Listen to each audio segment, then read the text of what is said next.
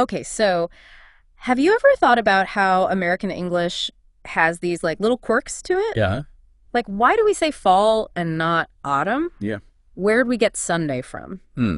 In this deep dive, we're going to trace the kind of unexpected origins of like everyday American English words. Right. And you might be surprised where some of them come from. It is. It's like a puzzle almost, isn't it? Yeah. Like these words we use every single day. Right. We don't often think about like the centuries of history and cultural exchange, really, that they represent. Exactly.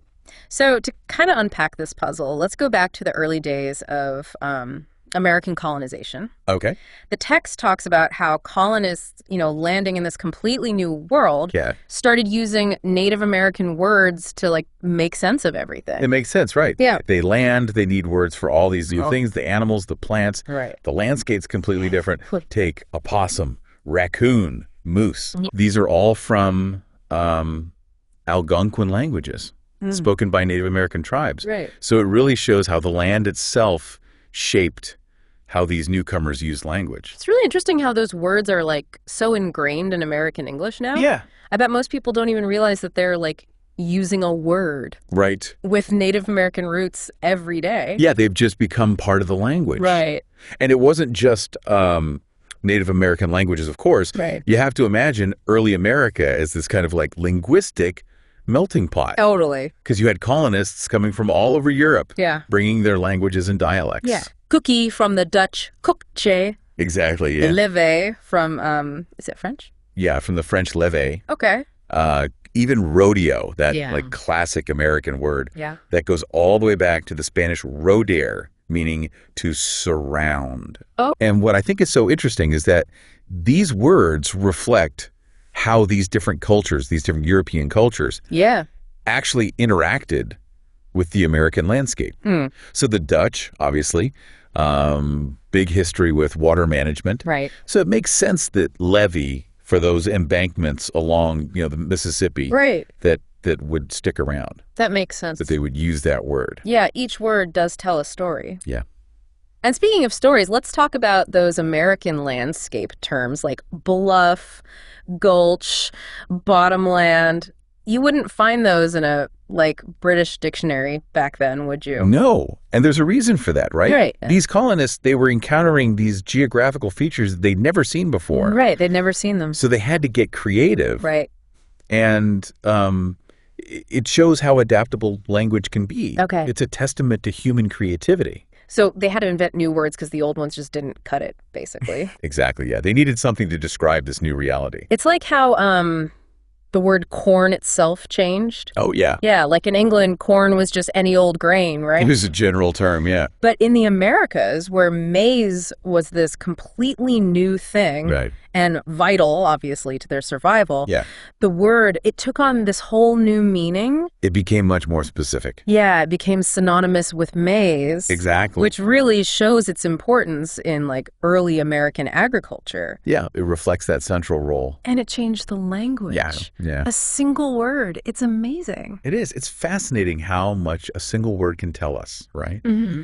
About a culture and their relationship with the environment, their history. And as this young nation kept moving west, the language kept changing right along with it. Oh, absolutely. Picking up all sorts of new words and phrases along the way. Right, like ranch, chaps, lasso, just those words, they just scream Wild West to me, Right. You wouldn't have those words without that very specific period of American expansion. Exactly.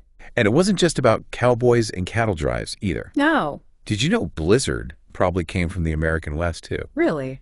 Makes sense given the winters out there. Yeah, that's true. It was a real breeding ground for Right. new words, the Wild West, often born out of pure necessity. Right. And it's amazing to me how those words went from describing those specific experiences Right. to becoming part of our everyday vocabulary. It's true. It's true. And moving into the 19th century, you've got the Industrial Revolution happening, Right. which brings this whole other wave of new words. Yeah. It's like, Like a linguistic factory. yeah, exactly. Like Right. the factories weren't just churning out products, they were Right. churning out new words too. Totally. Yeah. Suddenly you've got words like commuter, terminal. Right. All these words about railroads. Yeah. Reflecting how people's lives were changing. Exactly. And life in the cities, too. That's when you get double park. Oh, right. Proof that some things never change. Some things never change. City living, am I right? But it wasn't just the technology. There were just like tons of new jobs and industries popping up too. Tons. And each one had its own like set of terms. Right. I mean, picture it. The late 1800s, everything's bustling. Yeah. New opportunities everywhere. And with that, you get bartender, you get department store. Right. Even words like hobo and thrift store. Mm. It really gives you a sense of what the social and economic landscape was like. Totally.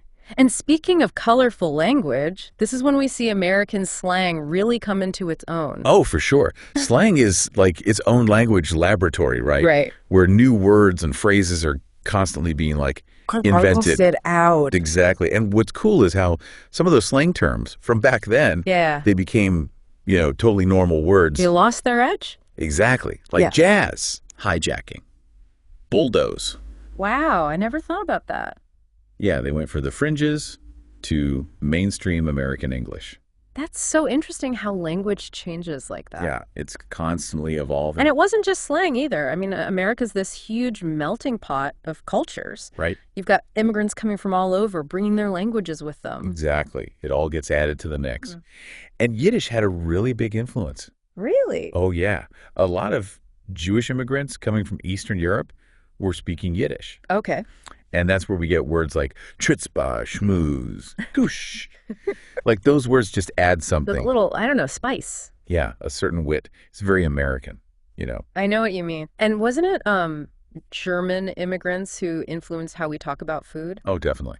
Food's one of those things that really connects us to our heritage. Totally. So it makes sense that those words stick around. Right. Hamburger, Frankfurter, sauerkraut. Right. Like way more than just menu items. Exactly. They show how German culture became part of like everyday American life. Right, right. Like every group of immigrants is bringing their own flavor to the language. Exactly. And it wasn't just about new words. Our text also talks about how American English started to develop its own like little quirks. Right, right. Like we love turning nouns into verbs. It's true. You can always tell when a sentence is like truly American. Right. We're always doing that.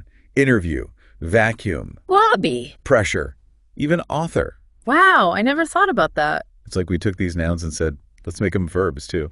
Like, why not? Can do spirit. Right. Exactly. We also love compound words, don't we? Oh, absolutely. Another thing that makes American English so unique. Yeah. Like brainstorm, bandwagon. Nitpick. Hellbent.